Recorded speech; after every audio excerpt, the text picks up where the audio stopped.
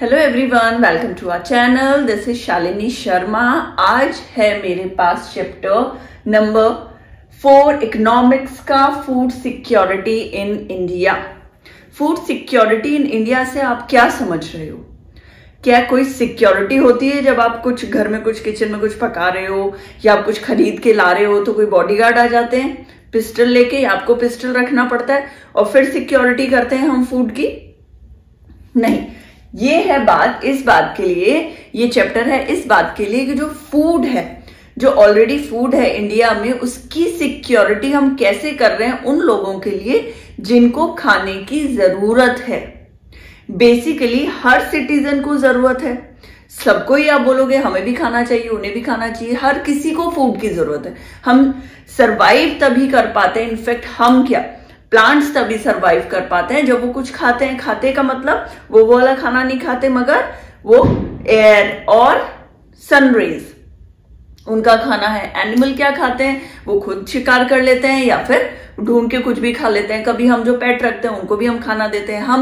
हम भी खाना खाते हैं, हम अपने छोटे बच्चों को भी खाना खिलाते हैं। जरूरत सबके लिए है, खाने की जरूरत सबके लिए। बट वल्नरेबल पुअर, जो वल्नरेबल कौन होते हैं? वो होते हैं जिनको मतलब ये ज्यादा इफेक्ट करती है चीज, खाना ना हो तो उनको बहुत ज्यादा प्रॉब्लम हो जाएगी अगर हम उसको सिक्योर नहीं करें। बेसिकली एक कैटेगरी के लिए, तो जो कैटेगरी है वो कौन है? वो पुअर होते हैं, उनको ही तो जरा, हम तो फिर भी शायद आप बोलोगे हमारे घर में अगर 4 मेंबर है तो उससे हम डबल ट्रिपल ही खाना होगा हमारे किचन में होगा, स्टोर में होगा, फ्रिज में होगा।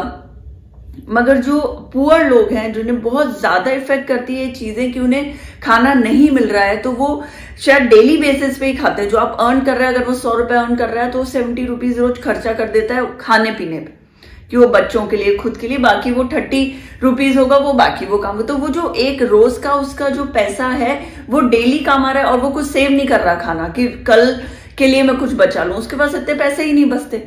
तो ऐसे लोगों के लिए, ऐसी पॉपुलेशन के लिए हमें फूड को सिक्योर करना पड़ता है, गवर्नमेंट को फूड को सिक्योर करना पड़ता है। देखो हम देखते हैं क्या क्या रीजंस है और कैसे करते हैं। देखो, what is the meaning of food security in India? Food की सिक्योरिटी जो है इंडिया में, उसका मीनिंग क्या, उसका मतलब क्या है? ऐसे तो हम सब जानते हैं कि जैसे कि एयर ब्रीथ करने के लिए नेसेसरी है। हम जब तक ब्रीथ तभी कर पाओगे ना जब एयर होगा। हम बोलते हैं ना प्लास्टिक जैसी चीजें बच्चों के या किसी के हाथ में नहीं देनी चाहिए। क्यों? क्योंकि प्लास्टिक को अगर आप टाइट कर लोगे, एयर टाइट हो जाएगा वो, तो अंदर हवा नहीं जाती, हवा नहीं जाती तो आप ब्रीथ नहीं कर पाते। एयर का होना बहुत ज्यादा जरूरी है ब्रीथ करने के लिए। तो जिंदा रहने के लिए क्या जरूरी है? खाना उतना ही इंपॉर्टेंट है जितना कि ब्रीथ करने के लिए हवा इंपॉर्टेंट होती है। सिर्फ 2 टाइम का खाना ही जरूरी नहीं है, उसके अलावा भी बहुत सारी चीजें। आप मान लो कि सुबह आपने खाना खाया, शाम को खाना खा लिया, 1 रोटी खा ली, 2 रोटी खा ली और दाल खा ली। या गरीब या फिर आप फार्मर्स कई तो ऐसे होते हैं, 2 रोटी में प्याज डालते हैं, तोड़ते हैं और खा लेते हैं। वही खाना सफिशिएंट है। आपको कैल्शियम की भी जरूरत पड़ती है, विटामिन की, प्रोटीन्स की, मिनरल्स की। तो एक मील में वो सब चीजें होती है। दाल भी होना चाहिए, सब्जी भी होनी चाहिए, खीरे, टमाटर, प्याज, आलू, मिल्क और इनफेक्ट दही, कर्ड, सब कुछ होना चाहिए। वो होता है खाना। खाना एक रोटी और उसके ऊपर प्याज काट लो, 1 रोटी या सॉस से खा लो, वो एक मील नहीं। उसके अलावा भी बहुत कुछ है जो हम बोलते हैं कि प्रॉपर डाइट में होना चाहिए। Meaning of food security India, available होना चाहिए खाना। मान लो कि मैं राजस्थान में किसी डेजर्ट एरिया में हूं और वहां पे खाना जो मिल रहा है वो मुझे अच्छा नहीं लग रहा। क्यों? वो मैं खा नहीं सकती। ये मान लीजिए जो वहां पे मिल रहा है वो मैं खा नहीं सकती हूँ। अब जब मैं वो खा नहीं पा रही और कहीं और से खाना मुझे प्रोवाइड नहीं कर पा रहा, कोई तो अवेलेबल नहीं है कुछ और, मैं एप्पल ही खाती हूँ मान लीजिए, या मैं ऑरेंजेस ही खाती हूँ, वहां अवेलेबल नहीं है, तो मैं कुछ नहीं खा पाऊंगी ना, मैं भूखी रह जाऊंगी, मैं नहीं सरवाइव कर पाऊंगी। तो अवेलेबल होना चाहिए खाना। मैं घर के अंदर बैठी हूँ, कमरा बंद है तो अवेलेबल नहीं है। खाना तो चारों तरफ है, शायद मेरे सामने वाली शॉप में ही होगा, मगर कमरा बंद है तो मैं बाहर नहीं जा सकती, बाहर वाले लोग अंदर नहीं आ सकते मुझे खाना देने के लिए। तो अवेलेबल नहीं है ना मेरे लिए, तो वो अवेलेबल ही नहीं है खाना, चाहे पूरी दुनिया खा रही। ऐसे ही असेसिबिलिटी और अफोर्डेबिलिटी। अब देखो, असेसिबिलिटी को हम क्या बोलेंगे? कोई बैरियर नहीं होना चाहिए उसे एसेस करने में। मैं कहीं माउंटेन्स वाले एरिया में हूं और वहां से ट्रांसपोर्टेशन ही नहीं हो सकता, फूड जैसी चीज का फूड सप्लाई नहीं हो रही। मैं देख रही हूं नीचे खूब सारे पेड़ हैं, एप्पल है, हिमालय में बैठी हूँ, हिमाचल में बैठी हूँ, सॉरी जम्मू में बैठी हूँ, नीचे देख रही हूँ खूब पेड़ है, मगर मैं वहां जा नहीं सकती, वहां से कोई मुझे ट्रांसपोर्ट के थ्रू या कैसे भी वहां ऊपर दे नहीं सकता, तो वो मेरे लिए अवेलेबल नहीं है ना, एसेसिबिलिटी नहीं है, मेरा उस फूड से कोई लिंक ही नहीं हो पा रहा। तो ये चीज भी होनी चाहिए, अफोर्डेबिलिटी, मेरे पास इतने पैसे होने चाहिए उसे मैं खरीद के खा सकूं। What is PDS? Public distribution system. PDS जो है वो पब्लिक डिस्ट्रीब्यूशन सिस्टम गवर्नमेंट ने स्टार्ट किया था। भाई क्यों स्टार्ट किया था? इसलिए स्टार्ट किया था कि गरीब लोग भी खाने तक पहुंच सके, खाना खा सके। येलो कार्ड है ये बिलो पॉवर्टी लाइन वाले लोगों के लिए। बिलो पॉवर्टी लाइन मतलब जो इतना अफोर्ड नहीं कर सकते कोई डेली का खाना खा पाए, प्रॉपर अपनी फैमिली को खिला पाए, वो होते हैं बिलो पॉवर्टी लाइन। ये कार्ड बनाया जाता है और इस कार्ड से राशन मिलता है, केरोसिन मिलता है, आपको डेली का राशन भी अवेलेबल हो जाता है इससे। मगर आजकल क्या होता है, इंडियंस क्या करते हैं, एजुकेटेड है मगर जो पॉवर्टी लाइन के बिलो नहीं है वो भी ये कार्ड ले लेते हैं और वो उस चीज को मतलब वो उस चीज की फैसिलिटी ले रहे हैं। आप प्लीज मत करिए। मैं अगर किसी को बोलूंगी आप लोग सुन रहे हो या आप लोग ऐसे लोगों को जानते हो, उन्हें मना करिए, क्योंकि इससे क्या होता है, एक तरह से देखिए भूखे का खाना छीन रहे, तो ऐसा नहीं होना चाहिए। लाइक भामाशाह कार्ड वगैरह, भामाशाह कार्ड उन लोगों के लिए जो बहुत बिलो पॉवर्टी लाइन, जो कि नहीं इतना पैसा खर्च कर सकते और खर्च करके किसी हॉस्पिटल सर्विस को नहीं ले सकते, ऐसे लोगों के लिए भामाशाह कार्ड बनता है। मगर आजकल तो दुनिया बना रही और उस फैसिलिटी को यूज कर रही है, तो ऐसा नहीं होना चाहिए। Food security has many dimension. Food की सिक्योरिटी की क्या डायमेंशन है, अब ये बता रहा है। देखो, availability of food, food available होना चाहिए, इनफ फूड होना चाहिए खाने के लिए। मैं दिन भर में अगर 1 गिलास दूध या 1 गिलास चाय पी रही हूं तो वो मेरे लिए इतना इनफ नहीं है मुझे जीने के लिए, मुझे और खाना चाहिए होगा, तो इनफ फूड होना चाहिए। भाई एक रोटी खाली पूरा दिन चला लिया क्या, मैं तो कितने दिन जी पाऊंगी, ऐसे नहीं जी पाऊंगी ना। तो अवेलेबिलिटी होनी चाहिए प्रॉपर फूड की। किसी एक इंडिविजुअल से ही क्या बनती है, फैमिली से बनता है डिस्ट्रिक्ट से city to state and then country. Accessibility, food within reach, food reach में होना चाहिए, कोई बैरियर नहीं होना चाहिए ऑन एक्सेस टू फूड और मेरे बीच में कोई बैरियर नहीं होना चाहिए। अगर मैं खाना खाना चाहती हूँ या मैं खाना खरीदना चाहती हूँ तो मैं वो कर पाऊं, ऐसा मैं खाना खा पाऊं। देन अफोर्डेबिलिटी, इनफ मनी होनी चाहिए, कैपेसिटी टू बाय फूड को खरीदने के लिए एक इनफ मनी, एक इनफ अमाउंट होना चाहिए मेरे पास। मैं इतनी कैपेबल हूं कि मैं कोई जॉब करूं, नहीं कर पाऊं तो मैं उस चीज को खरीद पाऊंगी, ये दिमाग में होना चाहिए। कि लाइक बेगर्स हो गए, उनको वो क्यों भीख मांगते हैं, क्या जरूरत है, कुछ भी नहीं है, ना फैमिली है ना कुछ होता है, पड़े हैं रोड पे। अरे भूख लगती है ना, भूख लगती है तो वो कुछ काम नहीं कर पाते, हाथ टूटा हुआ है, आंख फूटी हुई है, वो सोचते हैं हम ऐसी मांग के खा लेंगे, तो वो क्यों बेगर बने, क्योंकि उन्हें खाना खाना है। अदरवाइज किसी को कोई जरूरत नहीं है खाना खाने की, खाएंगे तो जिएंगे, उनको भी पता है। तो ये जो इनफ मनी होना चाहिए उस खाने को खरीदने के लिए, तो कैपेसिटी टू बाय फूड, ठीक है। तो ये फूड सिक्योरिटी जो समिति बनी है, ये वर्ल्ड फूड समिति जो बनी है 1995 में, ये वही तो बोलती है कि फूड सबके पास होना चाहिए, एक इंडिविजुअल, एक रीजनली, ग्लोबली, सिर्फ वो एक थोड़ा सा नहीं, एक एक्टिव हेल्दी फूड, एक एक्टिव हेल्दी लाइफ जीने के लिए ऐसा खाना अवेलेबल होना चाहिए। ये बना था 1995 में वर्ल्ड फूड समिति।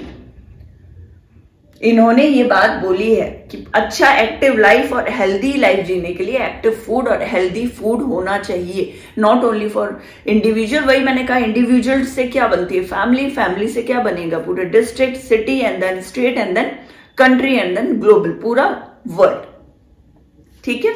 अब देखो ये एक बार पढ़ते हैं, वाई फूड सिक्योरिटी की क्या जरूरत पड़ती है। फॉर पॉवर्टी लाइन पीपल, वो लोग जो बिलो पॉवर्टी लाइन वाले हैं या पॉवर्टी लाइन पे हैं, उन लोगों को तो खाने की सख्त जरूरत होती है। इसीलिए तो बनाया था पीडीएस, इसीलिए तो येलो कार्ड बनाया गया था कि भाई तुम जीने के लिए इतना नहीं तरसे, वो लोग खाने के लिए इतना नहीं तरसे, उनको भी खाना मिल जाए। देखो खाने की कमी नहीं है इंडिया में, भरपूर खाना है। फार्मर्स की जो परसेंटेज है वो बहुत अच्छी, बहुत हाई है इंडिया में, और क्रॉप्स बेहिसाब उगते, मगर उनके पास क्या नहीं होता, जो गरीब लोग हैं अवेलेबल नहीं होता। क्यों? क्योंकि वो अफोर्ड नहीं कर सकते और उनके पास एसेसिबिलिटी नहीं होती, एक्सेस नहीं कर सकते फूड, वहां तो उनके तक पहुंच नहीं पाता, पैसे नहीं है, चाहे ट्रांसपोर्टेशन बोल दो, कोई बीमारी बोल दो जिसके कारण वो बाहर नहीं जा सकते। तो इन लोगों के लिए तो मस्ट है फूड की सिक्योरिटी ड्यूरिंग कैलेमिटी। कैलेमिटी मतलब भयंकर बाढ़ आ गई, मान लीजिए बहुत सुनामी आ गया। सुनामी के टाइम जब पूरी जगह पानी ही पानी, तो क्या खाना कहां से लाएंगे वो लोग? कहां बाहर जाएंगे खरीदने के लिए? कहीं बाहर नहीं जा सकते। अगर वो सुनामी वाली, अगर वो उनके जो कैटल थे, अगर वो फार्मिंग करते थे, उनके पास जो गाय भैंस जिससे वो अर्न कर पाते थे, सब कुछ तो तबाह हो गया। तो फूड की सिक्योरिटी एक जगह स्टोर होना चाहिए, फूड जो ऐसे लोगों तक पहुंचाया जाए। फिर क्या हेलीकॉप्टर्स के थ्रू पहुंचाते हैं ना, जब हम स्कूल में आप लोग होंगे या स्कूल में हो तो क्या होता है, हमें से एक अमाउंट लिया जाता है, कुछ कपड़े लिए जाते हैं कि हम कहाँ देंगे, दान करेंगे ऐसी जगहों पे। जब मान लीजिए अभी सुनामी आई थी तो सुनामी के टाइम बल्क में कपड़े गए थे, हर जगह से, हर स्कूल्स में बोला गया था कि अगर आपके पास कोई कपड़े हैं या खाने की ऐसी कोई पैकेट वाली चीज है जो आप वहां तक पहुंचाना चाहते हो तो प्लीज दो। फिर वो एक जगह सब कुछ इकट्ठा होता है, फिर उन लोगों को वो प्रोवाइड किया जाता है, कैसे भी, किसी भी ट्रांसपोर्टेशन से जो उस वक्त अवेलेबल हो, गवर्नमेंट प्रोवाइड करती है उन्हें खाना। तो स्टॉक में फूड होना, फूड की सिक्योरिटी होना बहुत जरूरी है ऐसे टाइम में। जैसे कोरोना के टाइम में आप देखो, जैसे डोलो खूब बिकी, बोलते हैं ना, पैरासिटामोल, डोलो, मॉन्टेरल्स, ये सब खूब बिका रहे। भाई वो स्टॉक में होगा तभी बिका, पहले वो स्टॉक में उनको अवेलेबल कराया, तभी लोगों को वो प्रोवाइड कराया।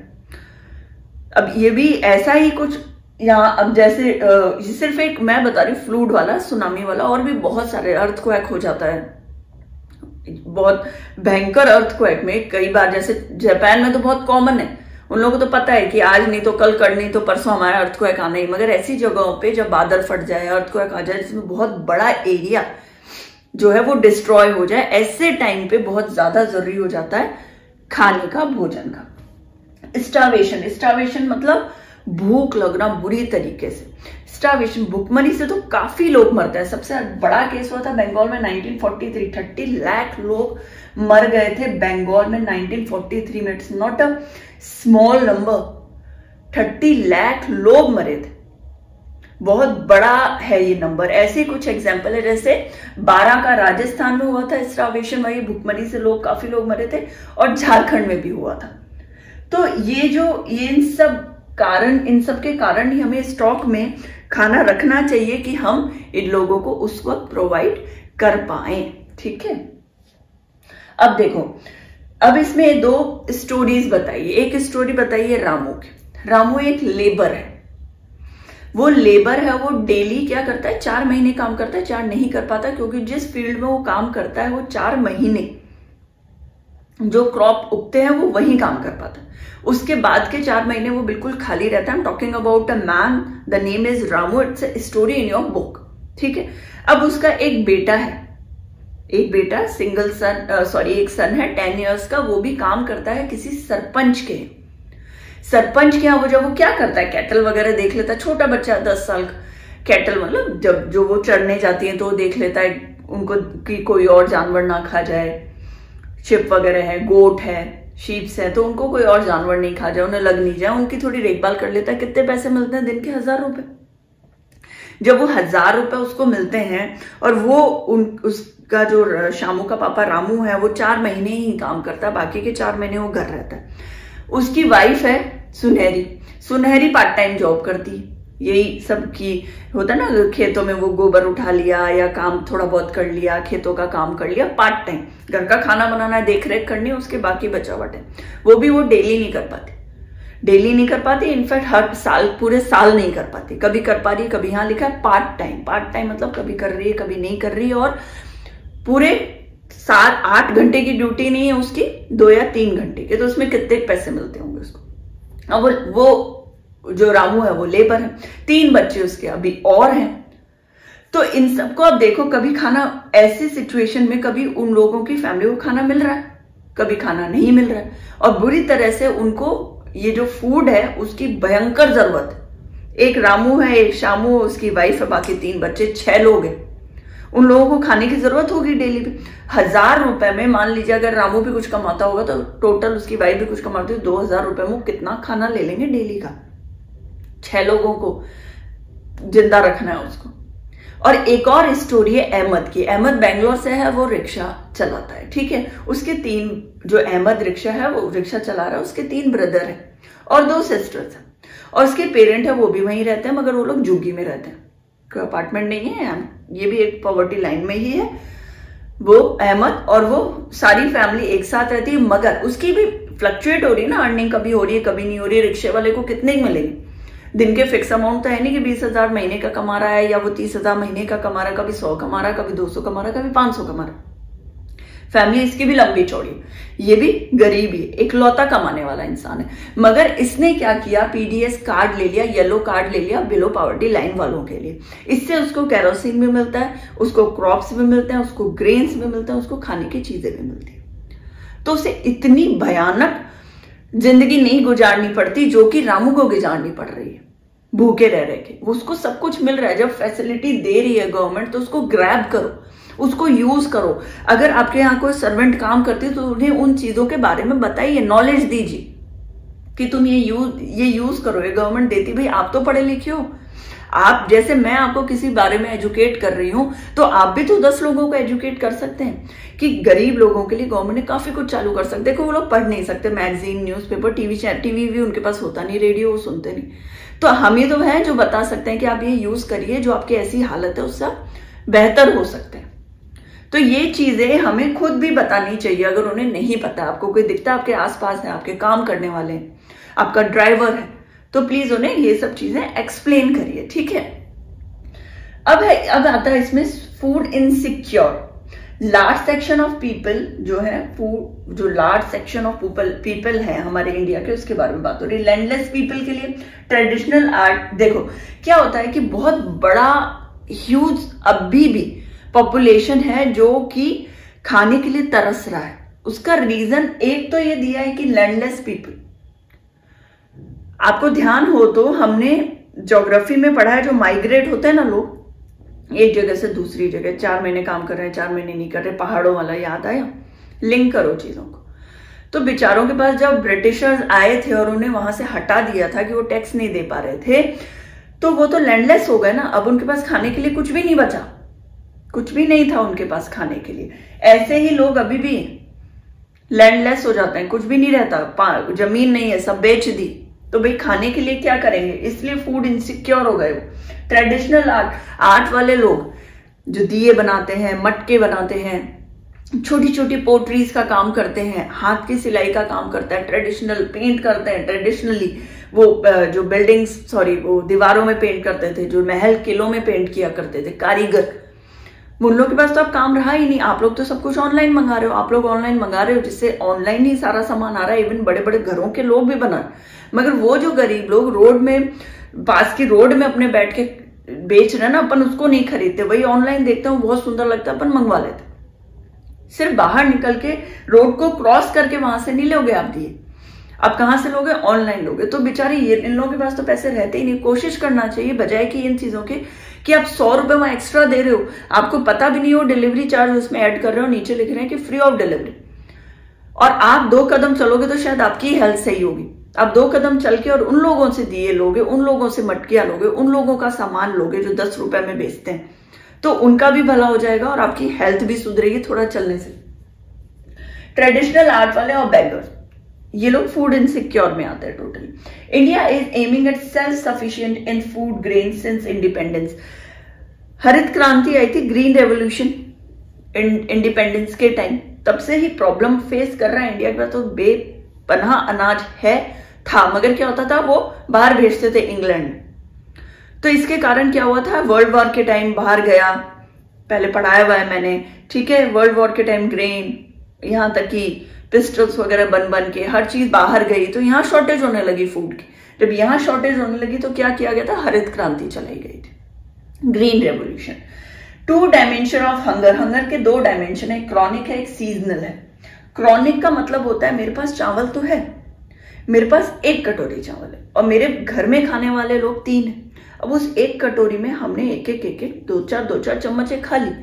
खाना तो था मेरे पास अवेलेबल, मगर वो कम था, वो सफिशिएंट नहीं था, उसको बोलते हैं हम क्रॉनिक। एक होता है सीजनल, भाई जब वो सीजन आया, जैसे रामू 4 महीने कमा पा रहा है, 4 महीने नहीं कमा पा रहा, वो सीजनल हो गया। 4 महीने जब वो कमाता अच्छा खा लेता, 4 महीने नहीं कमाता, नहीं खा पाता, ये सीजनल। ये 2 dimensions of hunger, chronic and seasonal. तो हमने पढ़ा था कि क्यों जरूरी है फूड सिक्योरिटी, उसके 2 एग्जाम्पल, 2 स्टोरीज भी हमने देखी थी, अहमद की और रामू और उसके बेटे शामू की।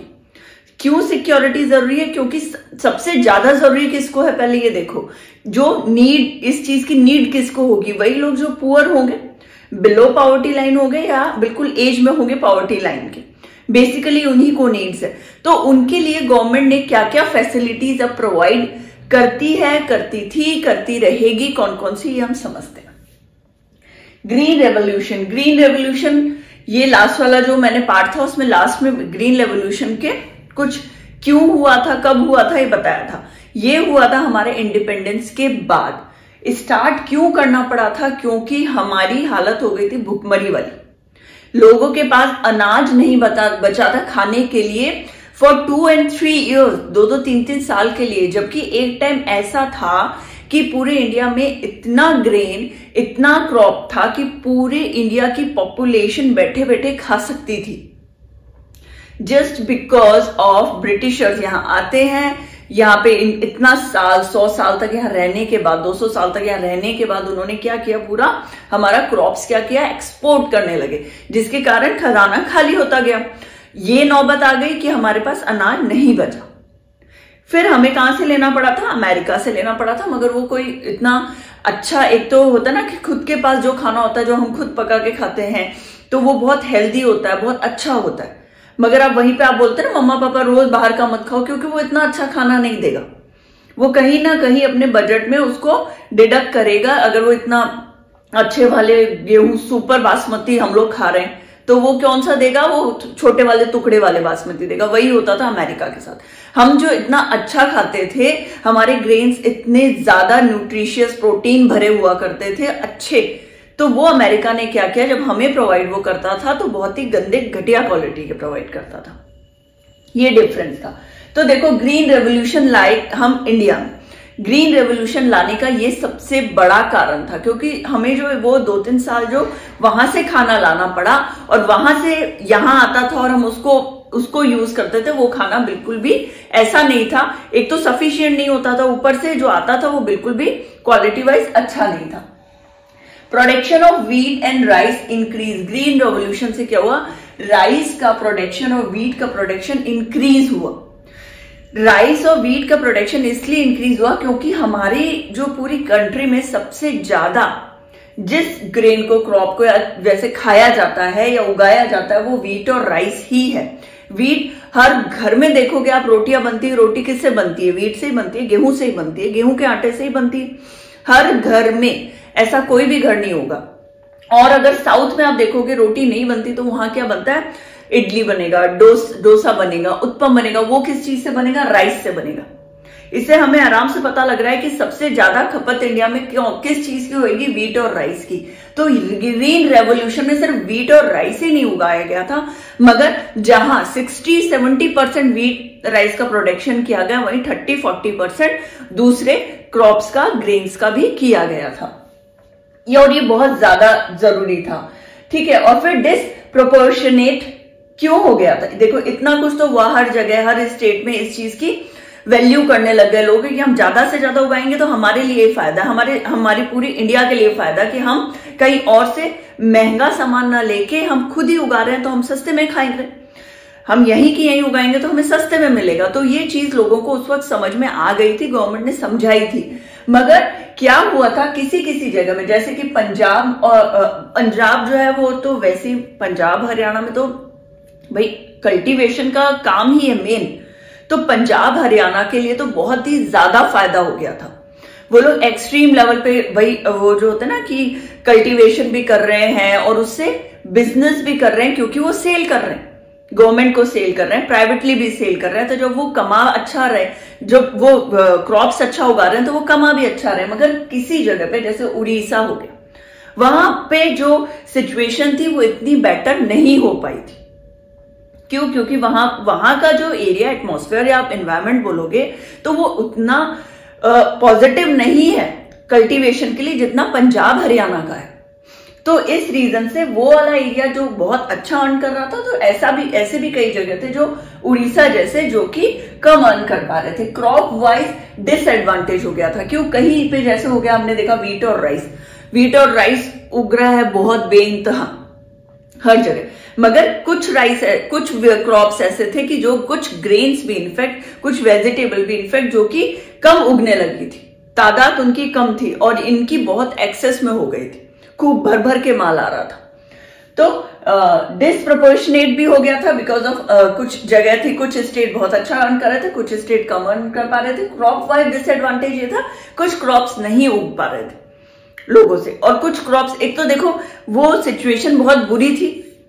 जैसे ही ब्रिटिशर्स गए थे, रूल नया इंडिया ने सीखा कैसे रूल करना है, क्या क्या हमें रूल बनाने चाहिए जिससे कुछ नया हो, कुछ अच्छा हो।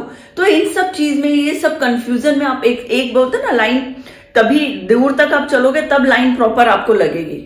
जब तक शुरुआत होती है तो कोई कहीं से आ रहा है, कोई कहीं से आ रहा है, कोई सिंगल क्यू में नहीं होता।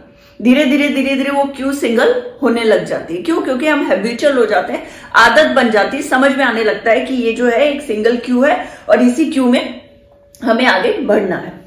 ठीक है। फिर हमारा है food secure. After revolution no starvation because of stock. Food secure करने लगे, फूड को बचाने लगे। और इस रेवोल्यूशन के बाद, ग्रीन रेवोल्यूशन के बाद, नो स्टार्वेशन भूखमरी, भूखा मरना, ऐसी सिचुएशन नहीं I just because of stock. जो भर भर के अनाज हमने उगाया, अब उसका फायदा ये हुआ कि उगाने से, भाई मान लो इस वेदर तो ऐसा नहीं है फिक्स है, हर साल इस सेम ही टाइम पे बारिश हो रही, हो सकता है 1 महीने बाद हो बारिश, हो सकता है कि उस साल बारिश ही ना हो। वेदर के कंडीशंस भी तो चेंज हो सकते हैं ना, सेम वेदर तो रहता नहीं, फ्लक्चुएट होता है। कभी बहुत बारिश रहेगी, कभी नहीं होगी, कभी इतनी बारिश हो जाएगी कि सुनामी आ जाए, कभी बिल्कुल बारिश नहीं होगी। तूफान से क्या होता है कि खराब हो जाते हैं खेत। कई बार होता है वो टिड्डी वाले आते हैं ना, टिड्डी आई थी जिससे पूरे खेत खराब हो गए थे। इस साल भी ऐसा हुआ, काफी % जो है खेत खराब कर दिया था, खा गई थी टिड्डियां। तो हर बार सिचुएशन सेम नहीं रहती। तो हमने क्या किया, स्टॉक में रखा चीजों को, और जब हमने स्टॉक में रखा तो ऐसी सिचुएशन से हम बाहर इजीली आ पाए। कोई भी चीज, आप कोई सामान बचा लोगे, मान लो मैंने एक छोटे बच्चे को 5 इरेजर, 5 शॉर्पनर दिया या 5 पेंसिल दी, एक तो मैं इकट्ठा दे दूं, वो कभी किसी से काम कर रहा है, कभी किसी से काम कर रहा है, 1 हफ्ते में तो खत्म कर देगा शार्प करके। वही मैं उसे बोलूं बेटा आज मैं 1 दे रही हूं, कल या अगले हफ्ते में 1 दूंगी, तो वो अनटिल अनलेस वो 1 पेंसिल उसकी खत्म नहीं होगा, वो जब तक दूसरा नहीं लेगा। तो वो मेरे स्टॉक में था, इसलिए वो सेव था और इसलिए वो सेफ भी था।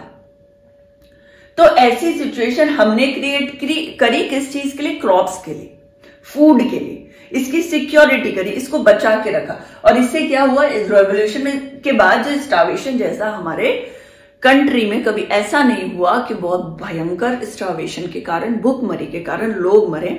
जैसे बंगाल में हमने पढ़ा कि 30 लाख के करीब लोग मरे थे, ऐसा फिर कभी भी नहीं हुआ। Indian food security of India government based on 2 components. जो 2 कंपोनेंट है इंडिया के, जो इंडिया की जो फूड सिक्योरिटी है 2 कंपोनेंट के बेस पे वो चल रही है। क्या क्या है वो? Buffer stock, stock of food grain. क्या होता है देखो, बफर स्टॉक क्या होता है? सबसे पहला है बफर स्टॉक। बफर का क्या मतलब होता है, सबसे पहले तो ये समझो। बफर मतलब मैं बताती हूं, एक ये जगह है, एक ये सिटी है मान लो, एक ये दूसरी सिटी है, इन दोनों के बीच में जो सिटी है उसको हम बोलेंगे बफर सिटी। बफर सिटी मतलब ये बीच की बची हुई या बीच के जो इस जगह है उसको हमने फिल कर दिया। किस चीज से? इस बफर सिटी से। ये गोडाउन है खाने का, ये गोडाउन है खाने का, यहां से सेल होती है, यहां से सेल होती है, बीच में हमने बफर बना दिया। बफर मतलब हमने अब इसका स्टॉक कर लिया, यहां से सेलिंग कर रहे थे, यहां सेलिंग कर रहे थे, जब दोनों जगह खाली हो जाएगा तो यहां जो ग्रेन है वो काम में आएगी, इस बफर में जो ग्रेन है, इस स्टॉक में जो ग्रेन है वो काम में आएगी। तो हम इसको क्या बोलते हैं, buffer stock, stock of food grain. Food grain का स्टॉक देखो ये है, दो जगह, दो सिटी या दो प्लेस या दो फैक्ट्रीज या दो कुछ भी मान लो, उसके बीच में है ये बफर। बफर कंट्री कितनी बार सुना होगा, ज्योग्राफी में हम पढ़ते हैं, दो कंट्री के बीच में जो कंट्री होती है उसको बोलते हैं बफर कंट्री। तो वैसे ही ये जो बफर है वो इससे क्या रिलेशन है कि बफर स्टॉक मतलब यहां से भी हम कमाई कर रहे हैं, गेहूं और राइस दे रहे हैं, इधर से भी गेहूं राइस दे रहे हैं, तो भाई बचा कहां रहा है, बचा हम यहां रहे हैं buffer stock. Stock of food grain, food और ग्रेन का stock. Food corporation of India government procure grain from farmers. अब क्या कर रही है government, food corporation of India रखती है इसको। बफर स्टॉक किसके अंडर में आ रहा है, फूड कॉर्पोरेशन ऑफ इंडिया के अंडर में आ रहा है। ये बहुत ज्यादा इंपॉर्टेंट है, क्यों, अगर ये वन लाइनर में आ जाता है कि किसके अंडर में आती है बफर स्टॉक, तो आपको ये लिखना है फूड कॉर्पोरेशन ऑफ इंडिया। तो गवर्नमेंट ने क्या किया, ग्रेन फार्मर से, जैसे कि वीट हो गया, राइस हो गया, बेसिकली पंजाब हरियाणा, एक एग्जांपल बता रही हूं मैं कि मैं कुछ कीवर्ड्स लिखा, मेरी बात समझो। तो वो फार्मर से खरीद रही है। अब वो जब फार्मर से खरीद रही, भाई वो तो काफी तादाद में उगा रहे हैं क्रॉप्स, वीट उगा रहे हैं। मान लो एक फार्मर है या एक स्टेट के जो फार्मर्स हैं वो वीट उगा रहे हैं, खूब तादाद में उगा रहे हैं, तो वो बेच भी रहे हैं, खुद के यूज में भी ले रहे हैं। जो बचा हुआ सामान है, गवर्नमेंट बोल रही है जो बचा हुआ ग्रेन है वो अब हमें दे दो, बचाए कि वो खराब होगा, क्योंकि जैसी बारिश होगी वो खराब हो जाएगा। उनके पास इतनी जगह थोड़ी है कि वो उसको भी स्टॉक में रख सके, इतना सारा अनाज को।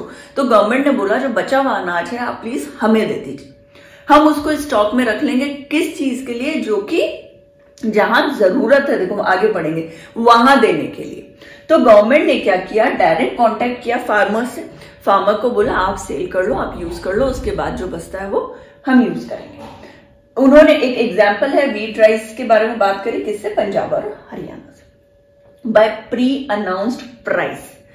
प्री अनाउंस्ड प्राइस का मतलब होता है कि ऑलरेडी एक अमाउंट जो है वो उनको बता दिया जाता है कि देखो आपके पास अगर 100% इतना अमाउंट, इतना आपके क्रॉप उग रहा है साल का, तो इसमें से हम आपको एक मिनिमम उन्होंने प्राइस बता दिया। देखो एक एज ए एग्जांपल मैं बताती हूं, जैसे राइस हो गया, उसका 6,000 के करीब पर क्विंटल होता है प्राइस, 5,700, कभी कभी 5,500 पर क्विंटल। और वहीं वीट बहुत ज्यादा उगता है इंडिया में, तो वो 2,800 में 3,000 तक पर क्विंटल हमें मिल जाता है। अब इसी को ही उन्होंने क्या, वो क्या बोलते हैं, गवर्नमेंट क्या बोल रही है फार्मर को, कि जहां 5,700 पर क्विंटल या 6,000 पर क्विंटल पे आप राइस दे रहे हो या आपको राइस की लागत आ रही है, तो हम क्या करेंगे, हम आपको ये तो हाईएस्ट, हम आपको जैसे इतना अमाउंट आ रहा है तो हम आपको कितना दे देंगे, 6,200 दे देंगे, ज्यादा देंगे हम। तो हम आपको ज्यादा दे रहे हैं तो आपको प्रॉब्लम नहीं होगी, फार्मर बोलेगा कि हाँ ठीक है, मैं बजाय कि मैं खुद दूं, मैं आपसे ले लूंगा। अब ये क्या करेंगे, ये लोग जब जहां पे जिन लोगों को जरूरत है उनको देंगे यही अमाउंट। अब इन्होंने फार्मर को तो इतने पैसे दिए, मगर गरीबों में जब ये पर क्विंटल के हिसाब से बेचेंगे तो 5,700 की बजाय वो 5,200 में ही दे देंगे। समझ में आई? इसका अमाउंट तो इन्होंने थोड़ा सही बढ़ा के दे दिया, कई बार सेम अमाउंट में भी जाता है जो अमाउंट आ रहा है। वैसे 2,800 का अगर वीट पर क्विंटल है तो गवर्नमेंट मान लो 2,800 में ही वो उनसे खरीद लिया या 3,000 में खरीद लिया, मगर जब वो दूसरे गरीबों को देती है तो वो कितने में देगी, 2,200 में ही दे देगी, 2,300 में ही दे देगी, 2,000 में ही दे देगी। तो भाई फायदा इधर भी हो रहा है, गवर्नमेंट से फायदा उन किसानों को भी हो रहा है जिससे वो ले रही है, और उनको भी हो रहा है जिसको वो दे रही। ओवरऑल ग्रीन रेवोल्यूशन का यही फायदा हुआ, जिससे अब ऐसी सिचुएशन नहीं आई कि लोग इस तरीके से मर रहे हैं भूखमरी से। समझ में आई ना ये बात? देखो ठीक है, by pre announce price, minimum price MSP, ये किसके लिए है बच्चे, मिनिमम प्राइस खरीदने के लिए नहीं, देने के लिए। देने वाली जो प्राइस है बिल्कुल मिनिमम प्राइस में। वो बोलती है भाई आप डायरेक्ट ले लो, जाओ किसी भी शॉप से खरीद लो, या हम आपको बिल्कुल सस्ते में दे रहे हैं, हमसे खरीद लो। तो गरीब बेचारा यही सोचेगा ना कि जहां सस्ते में मिल रहा है मैं वहीं खरीदूं। वो वहां क्यों जाएगा जहां 2 रुपए ज्यादा देना, तो वहीं से खरीद लेता है। स्टोर इन ग्रेनरीज, अब कहाँ स्टोर करती है गवर्नमेंट भी, तो एक कोई जगह चाहिए जहां उसको स्टोर करना है, तो वो ग्रेनरीज में। ग्रेनरीज ऐसे नहीं छोटे मोटे स्टोर होते हैं, ह्यूज स्टोर होते हैं, बड़े बड़े स्टोर होते हैं, काफी किलोमीटर तक फैले हुए। उन जगहों पे ये स्टोर कर लेती, वहां बारिश डायरेक्ट सनलाइट तेज या डायरेक्ट बारिश वहां नहीं आती, ठंड धूल मिट्टी ऐसी जगह पूरा पैक होता है और बहुत किलोमीटर तक फैले होता है, और उसमें वो स्टोर करती रहती है ग्रेनरीज में। ठीक है, सो बफर स्टॉक इज गुड, बहुत अच्छा है बफर स्टॉक, एक स्टॉक बचाना बहुत अच्छा है, just because distributed to poorer. हाँ देखो, पुअर बिल्कुल पुअर स्टेट या पुअर पीपल के लिए, जिनको सबसे ज्यादा जरूरी है उन्हीं के लिए तो है ये। अगर आप उससे आप अच्छा कमा रहे हो या अच्छा आपकी अर्निंग है, तो आप तो वो 2 रुपए ज्यादा देके भी ले लोगे। ये उन लोगों को बहुत फायदा कर रहा था जो बहुत ज्यादा कर रहा है, जो बहुत ज्यादा पुअर है, जो इस चीज पे 2 रुपए बचते हैं उस पर भी उन्हें फायदा लगता है। ठीक है, poorer state of society low price में वो दे देती, बेसिकली ये गरीब लोगों के लिए। डिस्ट्रीब्यूशन किस चीज का, public distribution system, public distribution to regulate ration shops.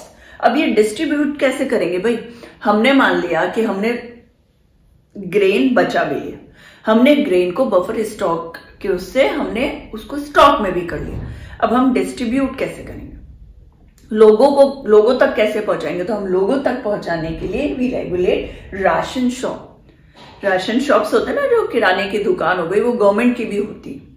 आप ऐसी जगह जाइए जहां पे जैसे स्लम्स एरिया है, वहां कहीं ना कहीं गवर्नमेंट ने, जैसे मुंबई वाले स्लम्स एरिया में देख लो, या आप जिस सिटी में रहते हैं या जिस एरिया में रहते हैं, वहां पे जरूर गवर्नमेंट एक राशन शॉप प्रोवाइड करती है।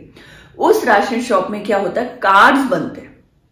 मैंने आपको अभी लास्ट वीडियो में बताया था कि जैसे ये जो कार्ड्स हैं वो नॉर्मल ऐसे लोगों को नहीं लेना चाहिए जो कि अच्छा खासा उनकी इनकम है, उन लोगों के लिए फायदा करती है जो वो अर्न नहीं कर सकते, इतना खाने के भी पैसे नहीं है उनके पास। तो ऐसे लोगों के लिए कुछ कार्ड्स बनवाती, वो कार्ड के बेसिस पे वो लोग राशन खरीद सकते हैं फ्री ऑफ कॉस्ट या मिनिमम प्राइस पे। अगर हम 20 रुपए का या 30 रुपए की सूजी का पैकेट ला रहे हैं तो उन्हें सिर्फ 5 या 7 रुपए ही देने पड़ते हैं, इतना डिफरेंस रहता है। ठीक है, तो ये बहुत अच्छा गवर्नमेंट ने जो चलाया है, बहुत अच्छा है।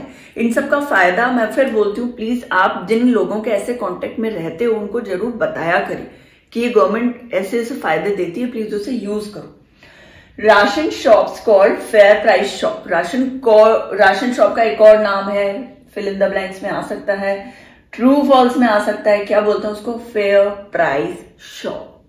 फेयर है ना, बिल्कुल गोरी शॉप नहीं है, फेयर वैसा वाला गोरी नहीं है, फेयर मतलब बिल्कुल करेक्ट प्राइस पे देती, बढ़ा के नहीं है देती है।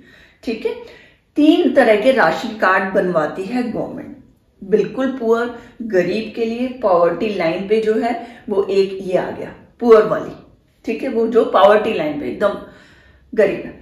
बीपीएल कार्ड किनके, below poverty line, BPL card. APL card सबके लिए होता है, एपीएल ऑल, हर तरीके के जो लोग हैं भाई, कभी कभी हमें भी तो हम राशन कार्ड बनवाते हैं ना घर में, सबके पास है राशन कार्ड, वो सबके लिए होता है। हम बीपीएल कार्ड नहीं बनवाते हैं, वो किन लोगों के लिए, गरीबों के लिए। पुअर बिल्कुल पॉवर्टी लाइन, बिल्कुल गरीब है, उनके लिए भी कार्ड है। तो 3 तरीके के कार्ड गवर्नमेंट बनवाती है।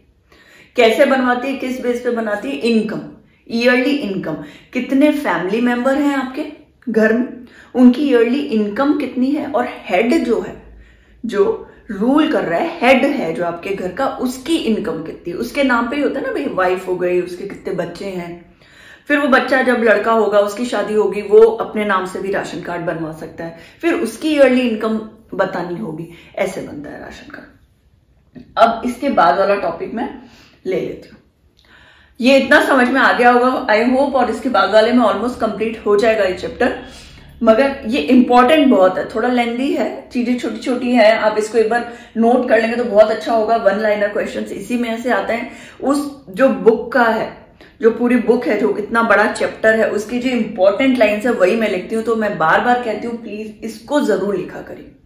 नहीं लिखना और शॉर्ट करना है तो इतना कर सकते हैं ना, ration shop equal to fair price shop. आपको ये चीजें याद रहेगी। फूड कॉर्पोरेशन ऑफ इंडिया, उसके आगे किसके अंडर में आता है, buffer stock, food corporation of India, ऐसे पॉइंट्स लिख लीजिए। पब्लिक डिस्ट्रीब्यूशन सिस्टम, अब जो पब्लिकली जो हम डिस्ट्रीब्यूट कर रहे हैं ग्रेन्स को, क्रॉप्स को ग्रीन रेवोल्यूशन में, अब वो डिस्ट्रीब्यूट तो कर रहे हैं मगर इसका सिस्टम कैसे चल रहा है ये देख लेते हैं।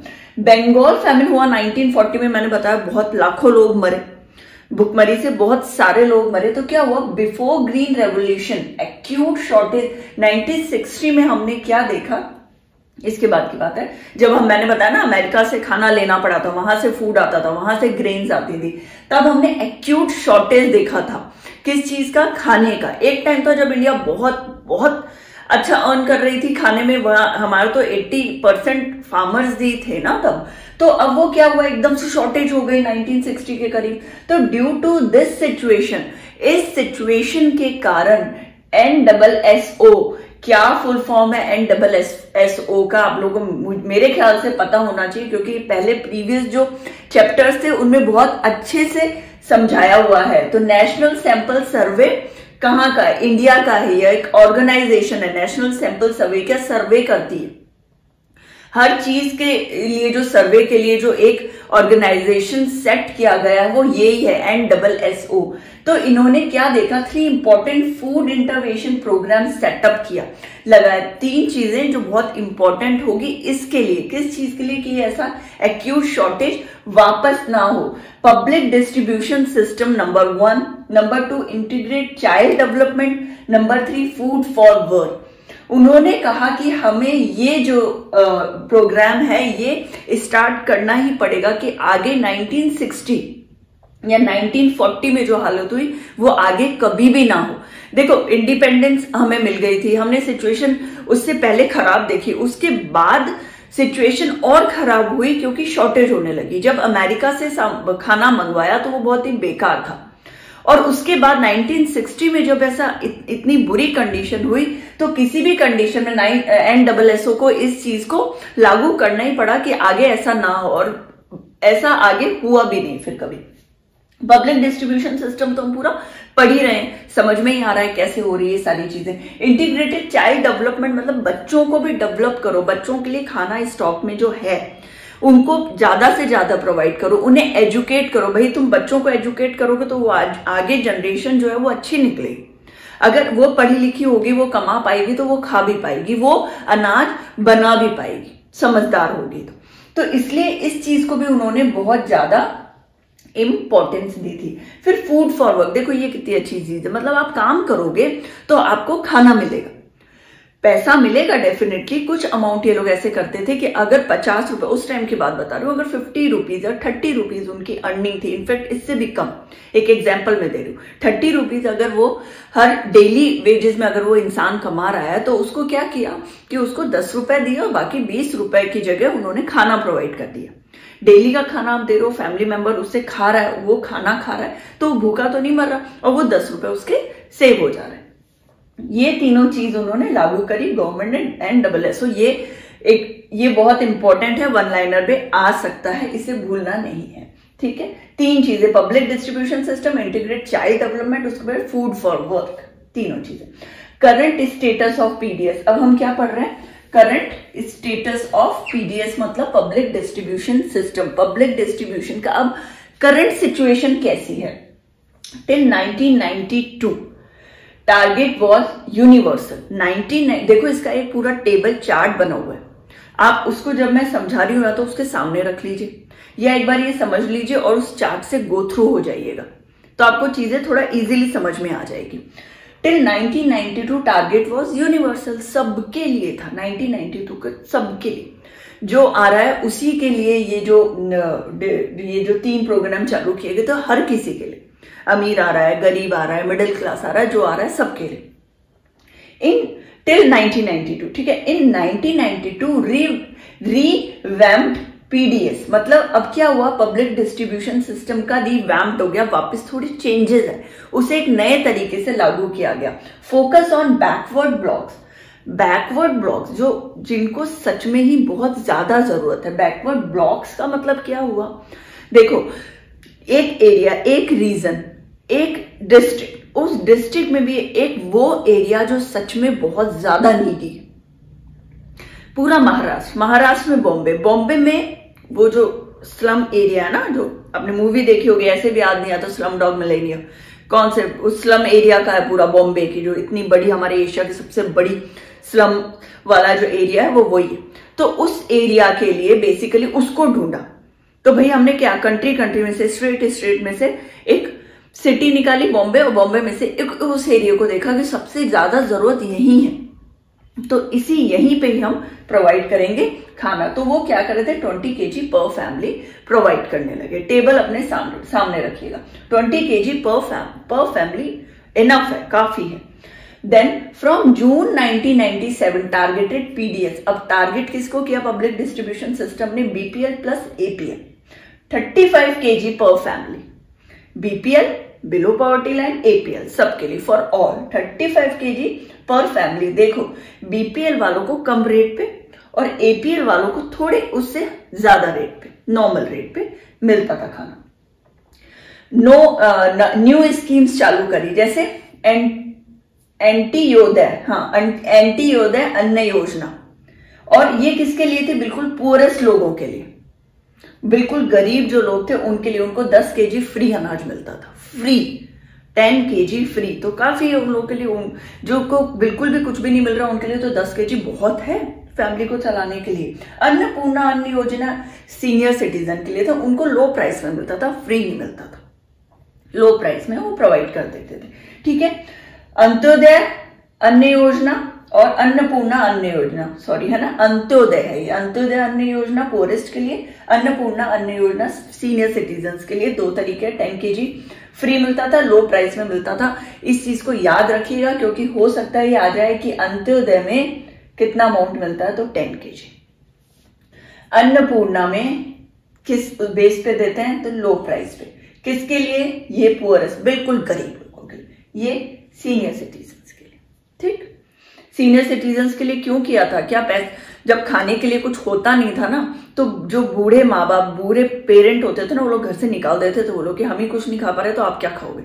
ऐसे में उन्होंने क्या किया कि सीनियर सिटीजन आपके घर में है तो हम उन्हें खाना प्रोवाइड करेंगे। तो वो नहीं चाहते हुए भी, इसलिए कि इतना अनाज आएगा, वो लोग रखते थे घर पे। एडवांटेज ऑफ पीडीएस, अब बताओ पीडीएस का एडवांटेज क्या हुआ, पूरा चैप्टर पढ़ लिया, अब इसमें क्या एडवांटेज है, इतना कुछ सीखा हमने, इतना कुछ सुना हमने, इतना कुछ लिखा हमने, इसके एडवांटेज क्या हुए, क्या फायदा हुआ। ये हुआ कि अफोर्डेबल प्राइस, फिक्स रेट, भाई कभी ऐसा नहीं हो रहा फ्लक्चुएट हो रहा है रेट, या उस गरीब को ये डर नहीं है कि शायद ये राशन शॉप वाला जो है फेयर प्राइस शॉप है वो मुझे 2 रुपए में ज्यादा दे रही है, शायद मैं आगे वाली शॉप में 10 कदम आगे चलूं तो शायद हो सकता है उस शॉप में मुझे कम मिले। नहीं, गवर्नमेंट ने फिक्स कर दिया था, इसी रेट पे आप दोगे, वेदर आप इस वाली शॉप पे बैठो या वेदर आप उस वाली शॉप पे बैठो, फिक्स रेट होगा। अगर मौसम खराब हुआ, अनाज नहीं हुआ है तो भी आपको इसी रेट पे मिलेगा, और मौसम सही है, खूब अनाज हुआ है तो भी आपको इसी रेट पे मिलेगा। मिनिमम प्राइस वो ऑलरेडी रख ही रहे। Supply food from surplus region to deficient one, मतलब बिल्कुल जैसे पंजाब हरियाणा में खूब हो रही है, खूब क्रॉप्स हो रहे हैं, वहां से भाई आप इकट्ठा करके रख रहे हो तो वो एक टाइम पे खराब होने लगेगा। इतनी तो वहां पे सिटीजन नहीं है ना कि वो उसको इतना खा ले, बचेगा ही बचेगा अनाज। तो जब वो बचता है तो उसको क्या कर रहे हैं वो लोग, सप्लाई कर रहे हैं ऐसी जगह पे, जैसे हमने पढ़ा उड़ीसा, नहीं हो रहा वहां कल्टीवेशन, नहीं है वहां एनवायरमेंट, नहीं मिल रही ऐसी फैसिलिटी, तो उड़ीसा वालों को दे दिया, उन लोगों को दे दिया, वो लोग यूज कर पाएंगे। फिर इनकम सिक्योरिटी हो गई, पैसा सिक्योर हो गया उस फार्मर के लिए भी, क्यों, क्योंकि गवर्नमेंट उससे खरीद रही है, सही प्राइस पे खरीद रही है, उसे ये डर नहीं है कि मेरे को कम प्राइस में, शायद इस बार अनाज कम प्राइस में बेचना पड़ेगा, शायद वो सिटी या वो स्टेट बहुत ज्यादा अनाज देगा इतने प्राइस में, तो मुझे तो बहुत कम में देना पड़ेगा, या मेरे पास तो बेचने के लिए कुछ भी नहीं होगा, या मेरे से कौन खरीदेगा, ये कोई डर नहीं था। उसको सिक्योरिटी हो गई थी कि उसको मिल रहा है, अनाज गवर्नमेंट खरीदेगी। दूसरी चीज, अब वो खुद तो गवर्नमेंट बैठेगी नहीं शॉप्स में।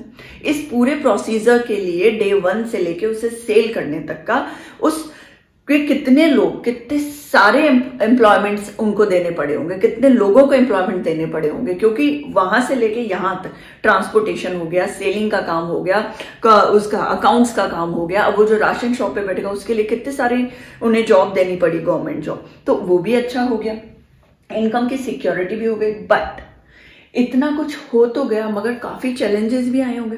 ऐसा तो हो ही नहीं सकता कि चीजें स्मूथली चलती रहे, कहीं ना कहीं कोई ना कोई चैलेंज तो आता ही है। तो क्या आया, चैलेंजेस क्या था पब्लिक डिस्ट्रीब्यूशन सिस्टम का? सब नंबर 1, इंटेंस हंगर। बहुत ज्यादा, मतलब इतने लोग थे जो भूखे थे, उन तक पहुंचना बहुत बड़ी बात थी। हर एक तक पहुंचना कि कोई भूखा ना रह जाए, ये जानना। देखो आपको एक बात बताऊं, पूरे घर में अगर आप 10 ज्वाइंट फैमिली में हो, आपके घर में 10 या 12 लोग हैं, तो एक अकेला इंसान उन सबको कैसे भी करके किचन में है, खाना भी बना रहा है, वो दे भी रहा है। मान लो आपकी मम्मी है, खाना बना रही है, सबको प्रोवाइड भी कर रही है खाना, मगर हो सकता है वो कहीं ना कहीं उन 10 लोगों में चूक जाए और वो भूल जाए किसी एक को खाना देना, या वो भूल जाए कि शायद उसके पसंद का ये खाना नहीं था, उसे तो कुछ और पसंद था और उसने खाना ही नहीं खाया। तो जब घर में इतने 10 लोगों में हो सकता है, तो गवर्नमेंट में, तो गवर्नमेंट वालों को तो कितनी मुश्किल होती होगी ऐसे लोगों को ढूंढना कि जो सच में स्टार्वेशन से मर रहे हैं जगह जगह। हम सोचते तो हैं गवर्नमेंट इन लोगों को खाना नहीं देती, अरे उनको ऐसे सिटीजन को ढूंढना बहुत मुश्किल हो जाता है। जो वो दिखते हैं, जो समझते हैं, उनको तो वो ले रहे हैं। इसीलिए मैं बार बार बोल रही हूँ, ऐसे लोगों को प्लीज गाइड करिए कि गवर्नमेंट ऐसे ऐसे स्कीम्स चालू करती है, ऐसे ऐसी इस तरीके से आप उसका यूज में ले सकते हैं। आप भी तो गवर्नमेंट की हेल्प कर सकते हैं ना इस तरीके से। तो इंटेंस हंगर है, मगर वो वहां तक पहुंचे, गवर्नमेंट को इस बारे में पता चले, ये बहुत ज्यादा इंपॉर्टेंट है। High stock can be waste, extreme level पे क्रॉप्स हो रहे हैं। अब वो हाई स्टॉक में उन्होंने क्या किया है कि ग्रेनरीज में सेव कर दिया। अब भले ही कितनी भी सिक्योरिटी हो, भले ही उन्होंने बहुत अच्छे से उसे ढक रखा हो, मगर देखो चूहे कभी खा जाते हैं, कभी उनमें बूफन आ जाती है, कभी वो वैसे खराब हो जाते हैं, कभी वो सड़ जाते हैं। इस तरीके से उनको बचाना, उस सिचुएशन से बचाना भी बहुत बड़ा चैलेंज गवर्नमेंट के लिए। सम रीजन्स आर स्टिल अनकल्टिवेटेड, जैसे उड़ीसा की बात है, हरियाणा पंजाब में जहां पे इतना इस इनकम की सिक्योरिटी भी हो रही है, कल्टीवेशन भी हो रहा है, वो पैसा हर तरीके से आ रहा है इससे, मगर कुछ जगह में स्टिल अभी भी वही प्रॉब्लम चल रही है। चाहे स्टार्वेशन से रिलेटेड देख लो कि या फिर झारखंड जैसी जगह में आप देख लो कि ऐसे लोग हैं अभी भी, और फिर वहां पे कल्टीवेशन भी नहीं हो रही फार्मर्स के लिए। हाई वेस्ट ऑफ वाटर, अब इतना अनाज जब उगाओगे पानी चाहिए होगा ना, जब आप इतना अनाज उगाओगे तो उसको कल्टीवेट करने के लिए इतना पानी चाहिए होगा। पानी कहाँ से आएगा? बोरिंग से आएगा। जब बोरिंग से पानी लोगे तो खत्म तो हो गए पानी। तो वही बात है, high waste of water. Waste भी नहीं कह सकते, मगर इतना यूज कर रहे हैं, फिर वो उसको सेफली उसे रख लें उस अनाज को, तो बहुत अच्छी बात है, ऐसे लोगों तक पहुंचे। मगर इतना वाटर तो उसमें लगता ही है कल्टीवेशन में, बहुत बहुत पानी, मतलब आप वीट और राइस तो बहुत पानी मांगता है।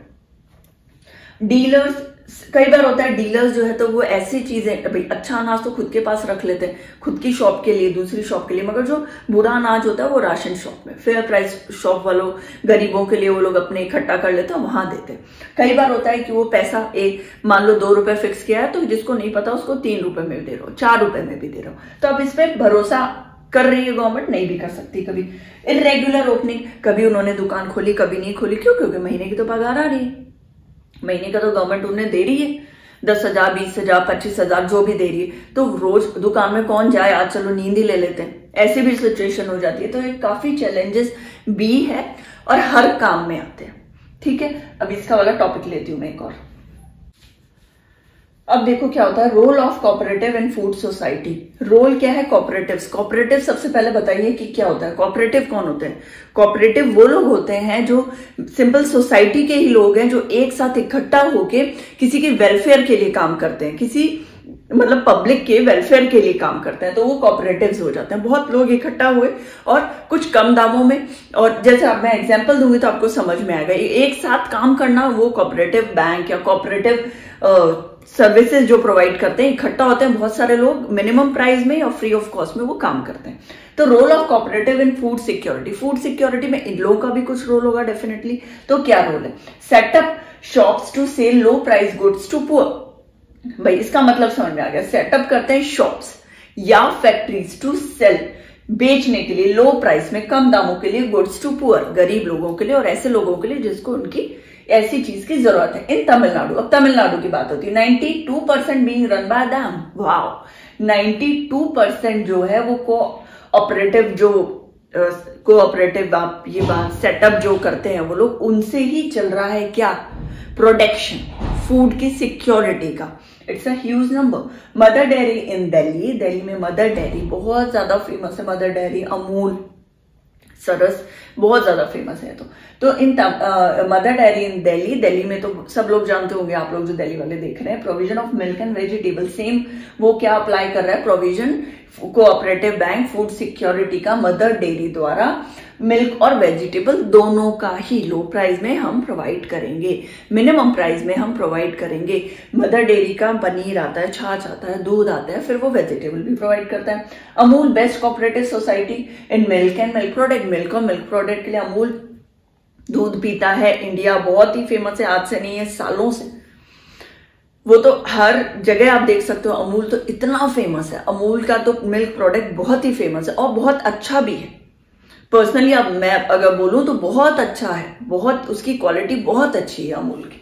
तो वो भी हेल्प कर रहा है गवर्नमेंट की इस चीज में। महाराष्ट्र में अकेडमी ऑफ डेवलपमेंट साइंस एक स्टार्ट किया, सेटअप किया गया, नेटवर्क टू एनजीओ, एनजीओ के नेटवर्क के लिए। देखो एनजीओ के क्या, उनकी हेल्प से वो क्या कर रहा है, सेट कर रहा है ग्रेन बैंक। ग्रेन बैंक मतलब जैसे बैंक में पैसे सेव होते हैं ना, किसी को जरूरत हो ले जाओ, वैसे उसने क्या किया, ग्रेन बैंक स्टार्ट किया। अनाज की जरूरत है, अच्छा साफ टिकाऊ अनाज, कम दाम में शुद्ध अनाज हम प्रोवाइड करेंगे, वो वाला सिस्टम महाराष्ट्र में अकेडमी ऑफ डेवलपमेंट साइंस। ठीक है, अब वो बेसिकली कर क्या रहे हैं, वो ट्रेनिंग देते हैं लोगों को किस चीज की, अनाज उगाने की, उन्हें अच्छे से रखने की और उन्हें सेल करने की। ग्रेन बैंक स्टार्ट किया है उन्होंने, बैंक स्टार्ट किया है जो ग्रेन सेफ है। Influence the government on food security, finally influence करता है गवर्नमेंट को, उन्हें बताता है कहां पे कैसे कौन से लोग हैं जिनको जरूरत है खाने की और किस तरीके से हम जो वो फूड है उसको हम सेफ रख सकते हैं, बजाय कि वो बिगड़े, गंदा हो, खराब हो, हम उसे कैसे सेव कर सकते हैं, हम कौन से ब्लॉक में, कौन से एरिया में हमें उस सिक्योरिटी की जरूरत है और किन लोगों को जरूरत है। तो वो उन्हें पढ़ाता है, सिखाता है, वो टीचर है गवर्नमेंट का। Thank you.